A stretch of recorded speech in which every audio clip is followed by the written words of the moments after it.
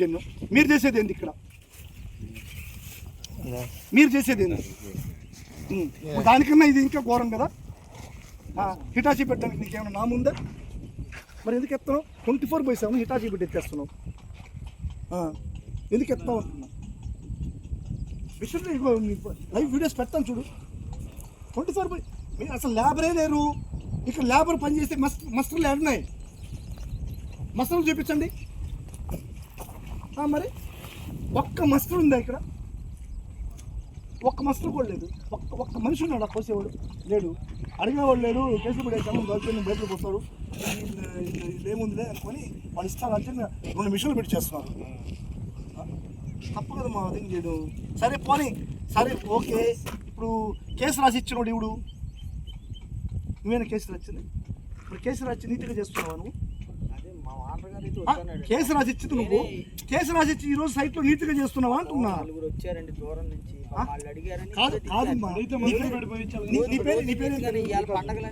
ఇప్పుడు కాదు వాళ్ళు చేసిన దౌర్జన్యానికి నాన్ అవైలబుల్ కేసులు పెట్టాల్సిన అవసరం ఉంది. కేసు పెట్టండి, అది నాన్ అవైలబుల్ ఏదని మాకు తెలియదు. అదే కేసు పెట్టేది అదే. ఇప్పుడు మీరు 20 మందిని జైలుకి పంపించి మీరు ఈరోజు ఎంజాయ్ చేస్తున్నారు ఇక్కడ.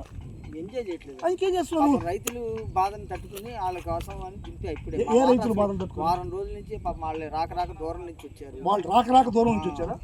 వాళ్ళు అడిగారని తీసుకొచ్చి ఇప్పుడే. ఏమో వాళ్ళ కోసం లేబర్ రాలేదు, దూరం నుంచి వచ్చేవాడి వెనక్కి వెళ్ళాలంటే తీసుకొచ్చి లోడ్ చేస్తారు. అసలు పెట్టద్దు, లేబర్ వస్తేనే పెట్టండి. 4 రోజులు లేబర్ క్యాన్సిల్ అయ్యారు. ఇప్పుడు మీ పైన కేసు కట్టాలి కదా అంటున్నా. పెట్టారు కదా, నీ పైన కేసు పెట్టాలి కదా, నీ పైన కేసు కట్టాలి కదా. యాజ్ ఫర్ నామ్స్ గవర్నమెంట్ డివేట్ అయ్యా కదా. ఇప్పుడు నీ పైన నాన్ అవైలబుల్ కేసు పెట్టాలి కదా. ఎందుకు పెట్టలేదు?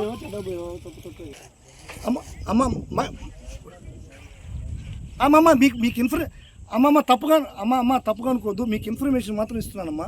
ఎందుకంటే మేమేదో ఇక్కడ లా అండ్ ఆర్డర్ని బద్దలు కొట్టడానికి లేకుంటే అటువంటి నేచర్ కూడా కాదు. మేము 4 ఉన్నాం, ఓన్లీ 4 మెంబర్స్, 4 ఉన్నాం. మేము ఇక్కడ అడ్డగించట్లేదు. మేము ఇక్కడ నామ్స్ యాజ్ ఫర్ నామ్స్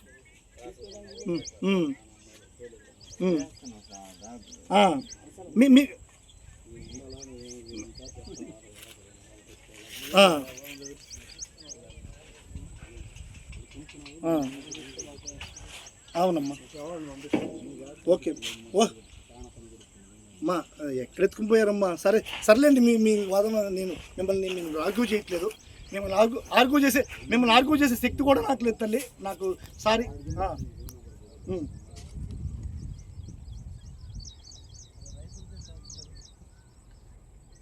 అవసరం ఉంది.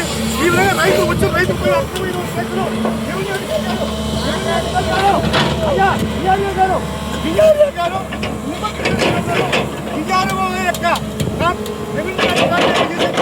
అక్రమాన్ని సైతం బేఖాతరు చేస్తూ ఈరోజు కాంట్రాక్ట్ వచ్చిన వాళ్ళపై దౌర్జన్యం చేస్తూ ఈ విధంగా చేస్తున్నారంటే వచ్చినటువంటి కార్యకర్తలందరూ కూడా దౌర్జన్యం చేస్తున్నారు. ప్రశ్నించిన వాళ్ళందరినీ కూడా కేసులు పెట్టున్నారు. నిజంగా వచ్చినటువంటి రైతుల పైన నాన్ అవైలబుల్ కేసులు పెట్టి ఈ విధంగా అక్రమంగా మీరు ఒకసారి దాన్ని చూసారంటే మీకు అర్థమవుతుంది. హెవీ మిషనరీస్ పెట్టి ఇక్కడ యాక్చువల్గా మిషనరీకి ఎటువంటి పర్మిషన్ లేదు. మనుషులతో లోడాల్సినటువంటి ఈ కాంట్రాక్ట్ని మిషనరీస్ పెట్టి తవ్వేస్తూ ప్రశ్నించిన వారిని నాన్ అవైలబుల్ కేసులు పెడుతూ ఈ విధంగా చేయడం అనేటువంటిది కాంట్రాక్టర్ యొక్క దౌర్జన్యం. ఈ దౌర్జన్యాన్ని ఆపకపోతే ఖచ్చితంగా మేము కోర్టు పరిధిలో, పోలీసుల పరిధిలో చట్టపరంగా వైఎస్ఆర్ కాంగ్రెస్ పార్టీ రైతు విభాగం తరఫున మేము చర్యలు తీసుకోవడానికి మేము సిద్ధంగా ఉన్నామని చెప్పి మీ ద్వారా మేము తెలియజేస్తున్నాం. ఇప్పటికైనా సరే ప్రభుత్వ యంత్రాంగం, పోలీసులు, రెవెన్యూ వ్యవస్థ, అదేవిధంగా మైనింగ్ వ్యవస్థ స్పందించి ఈ కాంట్రాక్టర్ చేస్తున్నటువంటి అక్రమాలు, అన్యాయాలకి స్పందించాల్సినటువంటి అవసరం ఉంది. వీళ్ళు తీసినటువంటి ఈ యొక్క మొత్తం ఈ క్వాంటిటీని కూడా ఈ యొక్క కాంట్రాక్టర్ మీద బ్లేమ్ చేస్తూ రికవర్ చేయాల్సినటువంటి అవసరం ఉందని చెప్పి మేము వైఎస్ఆర్ కాంగ్రెస్ పార్టీ ద్వారా మేము ప్రశ్నిస్తున్నాం. ఖచ్చితంగా ప్రభుత్వం స్పందించకపోతే ఈ యొక్క తీవ్రమైనటువంటి ఉధృతంగా మేము దీనిపైన పోరాడాల్సిన అవసరం ఉంది. ఈ యొక్క 10 గ్రామాల్లో కూడా రైతులందరూ కూడా ఈ యొక్క నీళ్ల కోసం అల్లాడిపోయే పరిస్థితి వస్తుంది. వీళ్ళందరినీ కూడా రైతుల యొక్క బాగోగులు పట్టించుకోకుండా కాంట్రాక్టర్ బాగోగుల కోసం, కాంట్రాక్టర్ యొక్క దోపిడీ కోసం ఈ రోజునటువంటి ప్రభుత్వం ఈ యొక్క కాంట్రాక్టర్ విలువలను ప్రభుత్వ రైతుల బాగోగులను కూడా విస్మరించి వాళ్ళ కాంట్రాక్టర్కి నీరు కాస్తుందంటే, కొమ్ము కాస్తుందంటే మనం అందరం కూడా ఈ ప్రభుత్వ విధానాలని మనం ప్రశ్నించాల్సిన అవసరం ఉంది. ఈ యొక్క పోరుని తీవ్రతరం చేస్తాం. ఖచ్చితంగా మేము ఈ యొక్క శాంతియుతంగా ఈ యొక్క అధికారులతో ఈ ప్రజాస్వామ్య భద్రతతో దీన్ని అడ్డుకునేటువంటి పరిస్థితి ఈ రోజు ఉందని చెప్పి మీ ద్వారా మేము తెలియజేస్తున్నాం. ఈరోజు స్వర్ణముఖి నదిలో ఇసుక దంద ఏ విధంగా జరుగుతుందో మనం అందరం కూడా గమనించాల్సిన అవసరం ఉంది.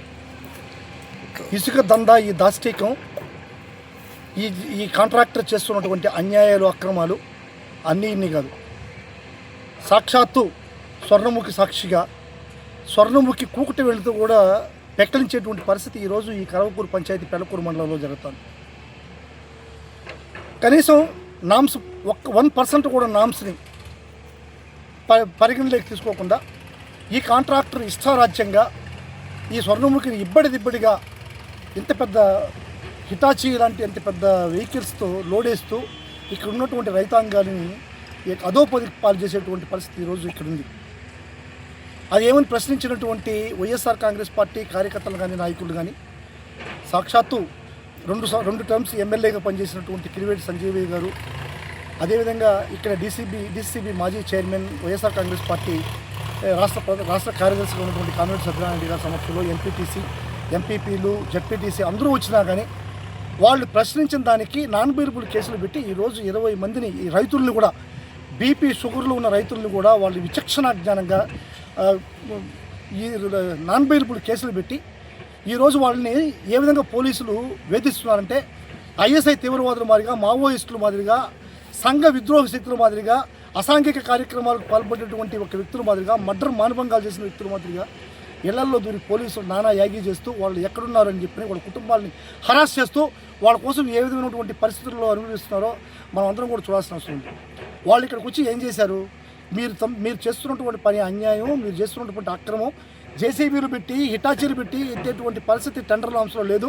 ఇక్కడ ఉన్నటువంటి లోకల్గా ఉన్నటువంటి ఈ యొక్క లేబర్తో దాన్ని పోసుకోవాలా, 3 అడుగులు మాత్రమే తీయాలా అని ప్రశ్నించిన దానికి వాళ్ళకి అక్రమం కేసులా, నాన్ బెయిలబుల్ కేసులా? ఇదే ఈ రాష్ట్రం ప్రభుత్వం అనుసరిస్తున్నటువంటి విధానాలు.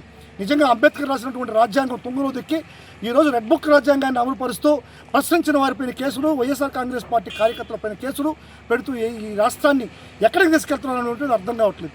నిజంగా ఈ స్వర్ణముఖి పరివాహక ప్రాంతంలో అటు చింతపూడి, యాలకారి కండ్రిగా, లక్ష్మారి కండ్రిగా, పుల్లూరు, ముమ్మారెడ్డిగుంట, కలవకూరు, ఇదే ఈ పక్కకు వస్తే ఈ అనుకోలు, పిరిటిమాల, ఎడపూడి, పెరుమాళపల్లి, ఇది ఈ ఉన్నటువంటి సరౌండింగ్స్లో ఉన్నటువంటి ఒక 10-20 గ్రామాల వరకు కూడా ఈ యొక్క స్వర్ణముఖి నదిపైన వ్యవసాయం ఆధారపడి ఉంటుంది. స్వర్ణముఖిలో నీళ్లు లేకుండా ఉంటే ప్రతి ఒక్క రైతు కూడా కనీసం 3 ఏళ్ళు నోట్లోకి పోయేటువంటి పరిస్థితి లేదు. ఇటువంటి దారుణమైన పరిస్థితుల్లో ఉంటే అందరూ బోర్లు కూడా తీసేసి వచ్చినటువంటి రైతులపైన నాన్ బెయిలబుల్ కేసులు పెట్టి ఈ విధంగా దౌర్జన్యం చేయడం ప్రభుత్వ విధానం అనైతికమైనటువంటిది. కాబట్టి ఈ కాంట్రాక్టర్ని ఖచ్చితంగా టెర్మినేట్ చేస్తూ కాంట్రాక్టర్ చేసినటువంటి ఈ తప్పిదానికి గవర్నమెంట్ రికవరీ చేసుకోవాల్సినటువంటి అవసరం మైనింగ్ డిపార్ట్మెంట్కి ఉందని చెప్పని నేను ప్రశ్నిస్తున్నాను. నిజంగా ఈ దౌర్జన్యాన్ని రాష్ట్రం అంతా కూడా ఇదే పరిస్థితిలో ఉంది. రెడ్ బుక్ రాజ్యాంగాన్ని అమలులో రాష్ట్రంలో జరిగినటువంటి అవినీతిని ప్రశ్నించిన ప్రతి కార్యకర్తగా మీద కూడా నాన్ బెయిలబుల్ కేసులు పెట్టి ఈరోజు లోపల దూయడం జరుగుతుంది.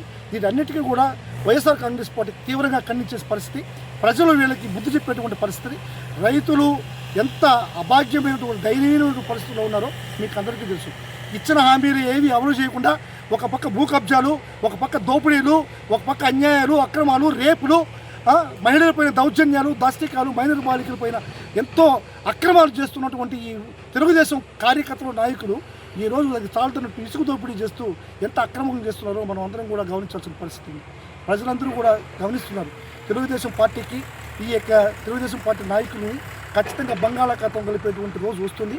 ఆ రోజు వైఎస్ఆర్ కాంగ్రెస్ పార్టీ ఖచ్చితంగా తగిన చర్యలు తీసుకుంటుందని చెప్పని మేము మీ ద్వారా తెలియజేస్తున్నాం. Thank you.